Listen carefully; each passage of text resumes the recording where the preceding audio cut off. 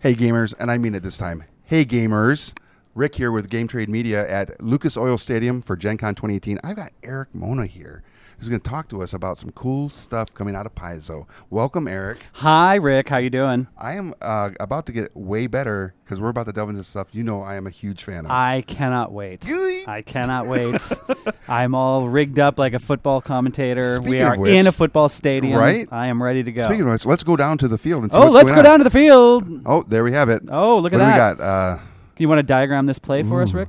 Well, it looks like we got a person walking right in front of the GenCon banner there. They're getting away. They're getting away and off. Oh, yep, out of bounds. Out of bounds. Out of bounds. The flag is on the field, and that flag looks like it is, good. All right. That was a fun bit of impromptu comedy. Right. Well done. Thank you so much. All right, so let's get into it with Starfinder Armory. Yeah, so what we've got here is the Starfinder Armory that came out here at the show. It's a new release for the Starfinder line, which debuted here at GenCon last year. And sold out. And sold out right away. Yes. Yeah. And so now we've got a year's worth of books. And this is, I believe, the fourth hardcover book that we put out for the line. So it is, all things equipment. So you've got new weapons, new armor, new robots. What? Yeah. It's very exciting. And so, it's a way to kit out your character with all kinds of new stuff. Everybody, players enjoy new stuff. It gives GMs treasures to kind of throw into the mix. And now that I have started my own, weekly Starfinder campaign, I am really eager to add some of this stuff just to my own game. Are you live streaming your weekly? I am not live streaming my game, no. About 4 or 5 times per session, something gets said and someone else says, that's why we're not live streaming this game.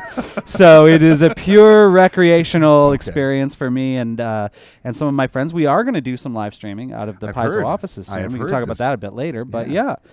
So that is an awesome add-on. And what is the price for this right here? The price on this guy is $39.99. Yeah, 160 pages, full color illustrations throughout, and very nice. Loaded with weapons and gear for your Starfinder characters.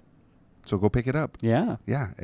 And this is debuting here at GenCon. Here at GenCon, simultaneously released in game stores all around the world. Okay. So, so wherever you are, you can pick this thing up today.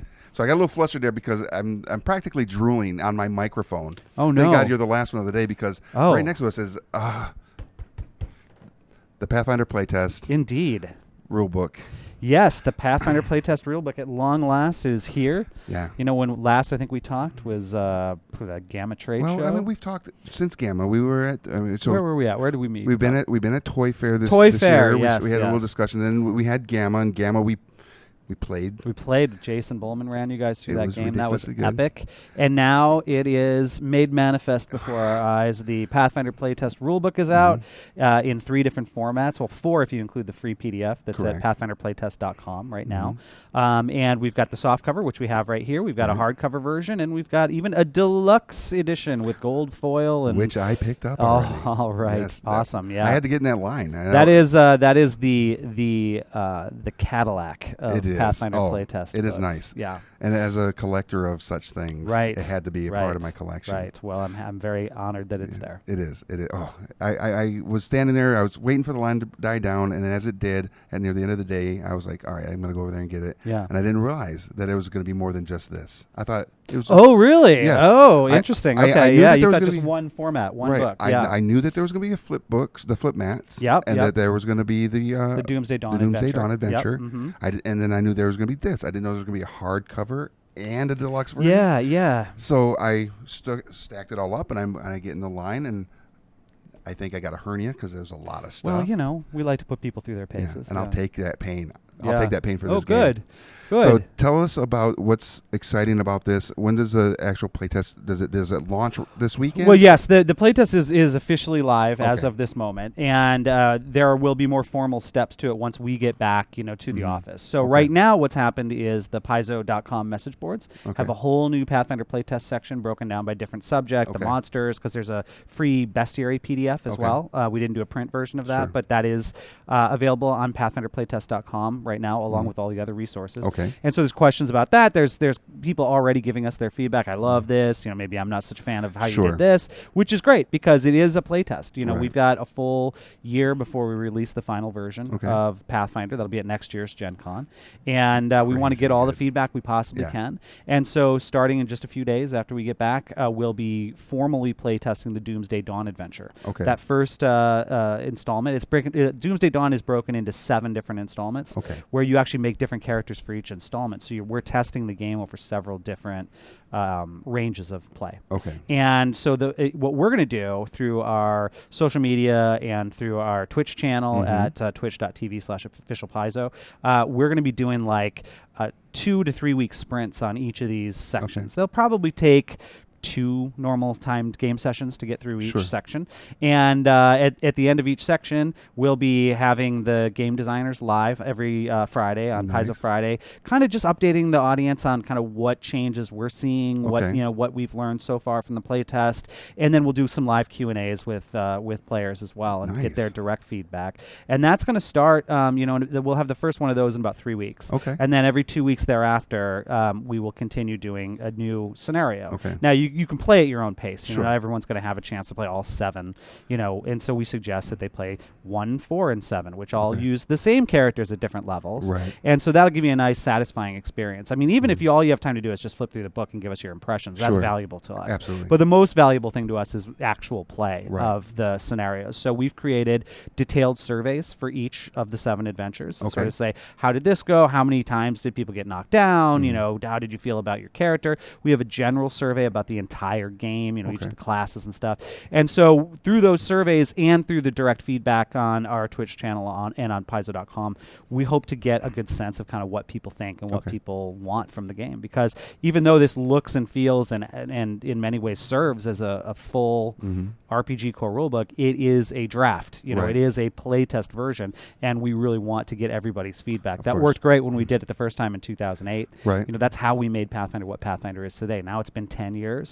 We have a lot of ideas about what we can do with the system. Certainly the audience hasn't been shy about sharing what they think we can do with the system since the beginning. And so this is our opportunity to kind of weave all that together. So one of the things I think is interesting when you talk about the community already like regurgitating their information and their ideas of what they're seeing. When we did the playtest at Gamma, which we live streamed, it's the second most watched video that we've created. Oh, really? On Game Trade Media.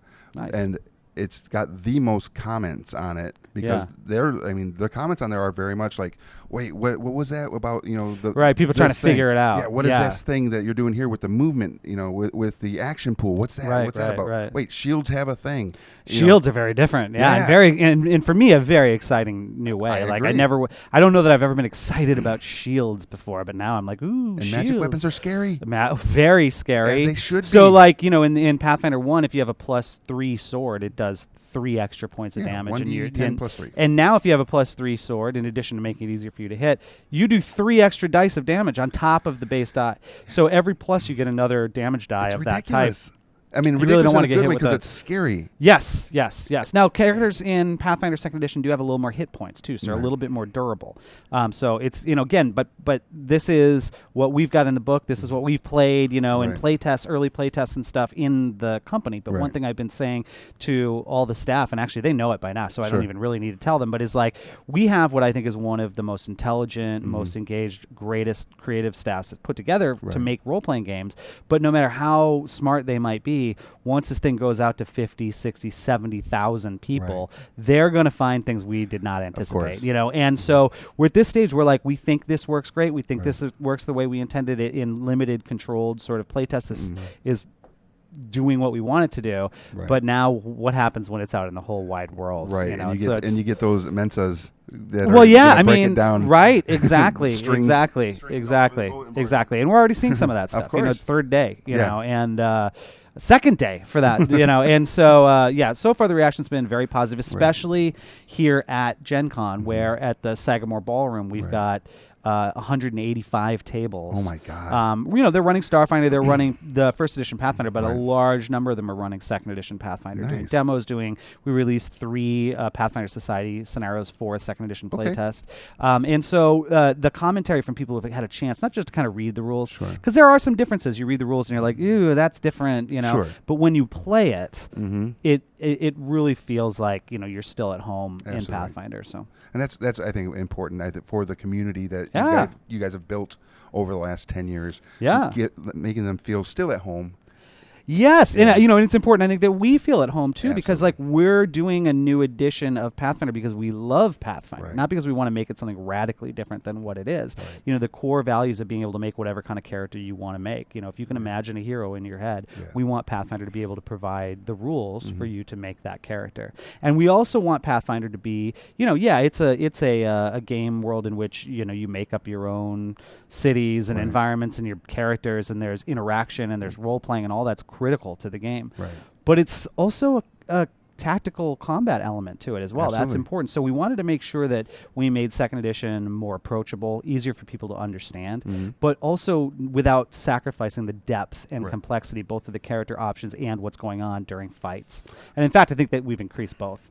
Okay, so the future, beyond the playtest. Yes.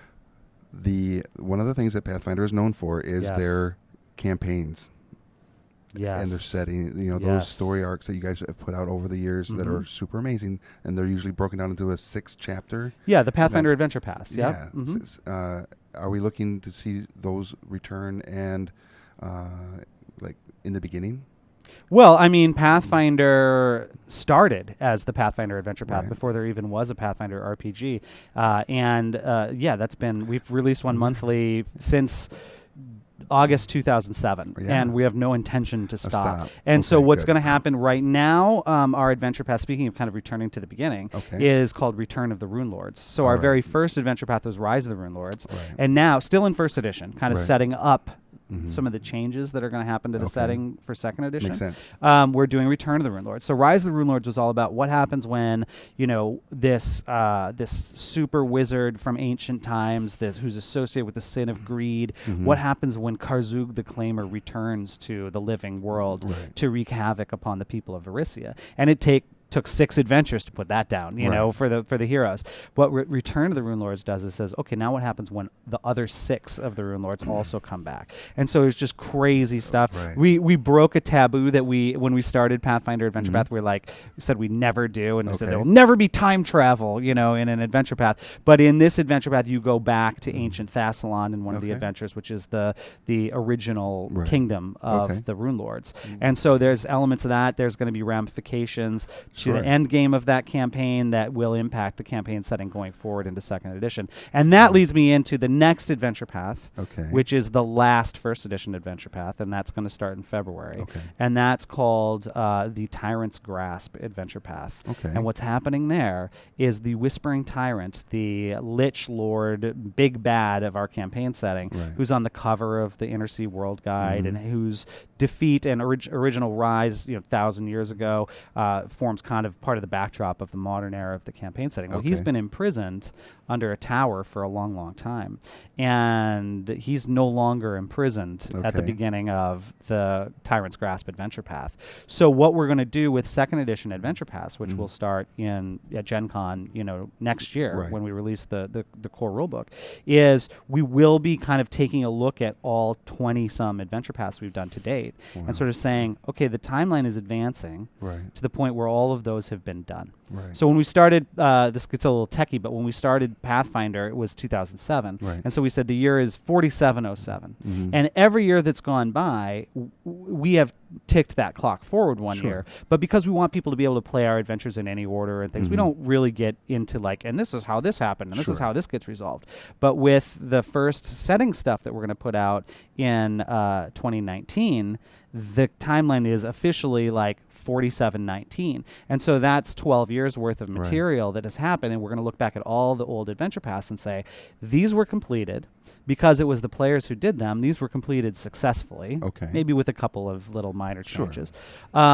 And one of the things that means is that the world wound, the big gaping rift to the abyss that's kind of at the northern edge of the Pathfinder campaign setting where demons have been pouring out for years, that's been closed. Right. And that gives chance for players to come and reconquer that country and all that. There's still a lot of demons there, Sure. right? But there's no longer like a spigot of them coming out. And so we wanted to kind of create a new sort of looming menace, and we've decided it's going to be the Whispering Tyrant, and his undead legions are coming with him. And so, you know, I would sort of recommend, if you're living in the nation of Last Wall, to maybe sell your real estate before February of 2019. Okay. But that will then set up kind of the new normal for the campaign setting. So we're not looking at massive sort of world-shaking events. Well, I mean, I guess that's pretty That's important. world-shaking. But we're not like saying, okay, because we have not gotten to the witch character class yet, there's no more witches in Pathfinder. We'll get to the witch probably the year after that, you know. And so we're not really like trying to invalidate anyone's campaign. In fact, we're trying to kind of acknowledge that a lot of people have successfully completed these adventure path campaigns. So very cool. Yeah. So much excitement. I'm pretty stoked, man. It's really exciting. We've been doing, you know, a lot of our effort on the rules. We're focused, you know, on rules, and that's been great, but it's very crunchy kind of conversations. And now that that's been, you know, we put the files for this to bed, you know, probably about the time we played last time on Game Trade here in March. But now we're talking a lot about, okay, what's happening with the campaign setting? You know, what can we do with orcs to make them less stereotypical, more interesting? What can we do with this nation? What are the implications of this nation falling to its neighbors? You know, all that kind of stuff. And just like when we sat down with the original Pathfinder campaign setting, we said, okay, what kind of campaigns do people play? Let's make sure there's a region for each of those styles. We're kind of doing that again now and sort of saying, what opportunities do we want to create for more adventures, for more exciting content? That's amazing. So much good stuff. It's been really, really fun. I have no doubts. Now, you also mentioned that you guys are going to be doing some live streaming yourselves through the Paizo live stream. Yes, that is the plan. And it's still kind of, we haven't made a formal announcement of it yet, but the idea is just while everyone else is playtesting Doomsday Dawn, so are we, you know, and we playtested it before we released it, of course, just to make sure that it made sense. But like this, everybody at Paizo wants to do the same thing, fill out the same surveys, and you know, and put it through its paces. Of course. And so what we're going to do is on the twitch.tv/official Paizo channel, we are going to probably on Thursday afternoons have little 2-hour playtests every week that viewers can watch, can see kind of how we playtest in-house. Every time we finish an encounter, I think the plan is to kind of push pause, turn to the audience and say, okay, and each other, and sort of say, how did that, you know, Rick, what did you think about your wizard's effectiveness in that battle? And then we can turn to the audience and sort of say, what did you guys think? You just watched this happen. You know, what would you have done? What would you have done? What kind of questions, you know, where do you think maybe the system got in the way of the fun here? And then that'll be kind of a dialogue. And so there's just a ton of ways that people can engage with the playtest, whether it's you know, doing the surveys, whether it's just playing one of the short scenarios in Doomsday Dawn, whether it's participating in the Pathfinder Society events, whether it's just watching us on Twitch and giving us their feedback. So, you know, it is now the listening campaign begins. It begins. God help us all. Yes. And I look forward to all of the cool information that's going to come from this. Yeah, me too. I look forward to participating in my own way, in our own way here at Game Trade Media. So stay tuned for that. We are also going to be participating in some of this as well on our video content. We're going to discuss some of that after we're done sitting here talking to you all. And it's going to be interesting. Yeah. It's going to be very interesting. Cool. And I look forward to seeing all of the damage that Mace +1 that destroyed us in that playtest at Gamma is going to just all that. How awesome that'll be in the hands of one of your characters instead of in the head of one of your characters. Yeah, my guy got beat the crap out of him. Yeah, well. But it was a good, it was awesome. So on that note, thank you, Eric, for coming up here and talking to us. Thank you. It is always a pleasure to talk to you, my friend. I got goosebumps, everybody, so you know I'm excited. And on that note, I'm also excited because I'm Rick, and I'm going to be seeing you at the game store.